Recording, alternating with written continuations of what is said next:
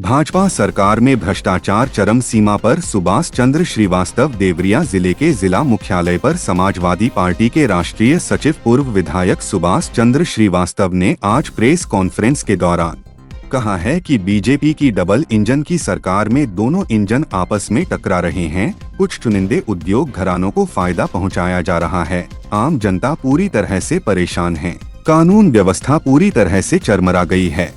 एक रिपोर्ट के अनुसार देश और प्रदेश में महिलाएं सुरक्षित नहीं हैं। इस तरह की कई घटनाएं उदाहरण के तौर पर हैं। 2024 के लोकसभा चुनाव के बाद बीजेपी की सरकार ने अब तक जितने भी इनकाउंटर हुए उसमें सर्वाधिक निर्दोष पीडीए के लोग हैं। उन्हें चुन चुन कर निशाना बनाया जा रहा है।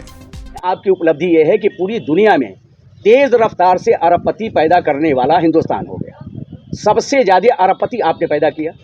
वास्तविकता क्या है? दूसरी तरफ सबसे ज्यादा गुर्बत में जीवन जीने वाले लोगों की तादाद बड़े पैमाने पर बढ़ी है। मतलब कि गरीबी का पाताल और गहरा होता चला जा रहा है और अमीरी की अट्टालिका मुट्ठी भर इलाकों में खड़ी हो रही है। तो जहां मुट्ठी भर इलाके में सीमित लोग सारे आर्थिक संसाधनों के स्वामी होते चले जा रहे हैं और बड़े पैमाने पर जो डाउन ट्रॉडन है, जो नीचे के स्तर पर है, जो अनटू दी लास्ट है, उसकी गुर्बत में, उसकी समस्याओं में बेपनाह वृद्धि हो रही है।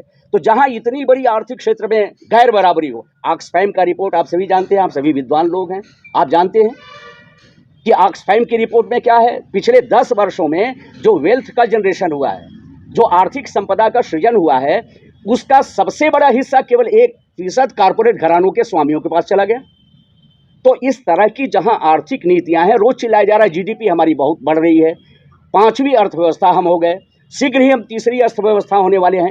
तो ये अर्थव्यवस्था की वृद्धि का क्या लाभ गरीब आदमी को मिलने वाला है?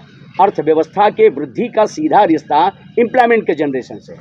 तो अगर जीडीपी बढ़ रही है तो उस रफ्तार में एम्प्लॉयमेंट का जनरेशन इस देश में हुआ कि नहीं हुआ? तो यहाँ तो पहले से मिले हुए रोजगार खत्म हो गए। जिन हाथों को काम मिला हुआ था आज उन हाथों के काम छिन गए। तो ये जो वृद्धि है, ये वृद्धि जॉबलेस है। ये जो जीडीपी का ग्रोथ है, ये पूरी तरह से नौकरी विहीन है। लोगों को रोजगार नहीं मिल रहा है। और जिस बड़े पैमाने पर आपके वहाँ प्रतिष्ठित विद्यालयों से, शैक्षणिक संस्थाओं से लोग निकल रहे हैं, अब तो आईआईटी के लड़के, आईआईएम के लड़के, ये लड़के बेरोजगारी के संकट से झेल रहे हैं। ये तमाशा है।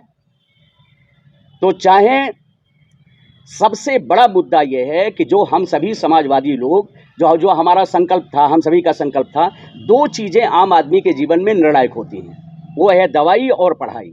तो आज हालत शिक्षा की देख लीजिए। और सेहत के मामले में यह है कि सेहत तो पूरी तरह से जो संविधान का पहला संकल्प है कि पब्लिक हेल्थ और एजुकेशन, ये 2 के लिए स्टेट अकाउंटेबल होगा, राज्य इसके लिए जवाबदेह है। State will be accountable for public health and education. और आज इन 2 बड़े संवैधानिक दायित्वों से डिसोन कर लिया स्टेट ने। राज्य ने कहा ये काम हम नहीं करेंगे, हम केवल सरकार चलाएंगे।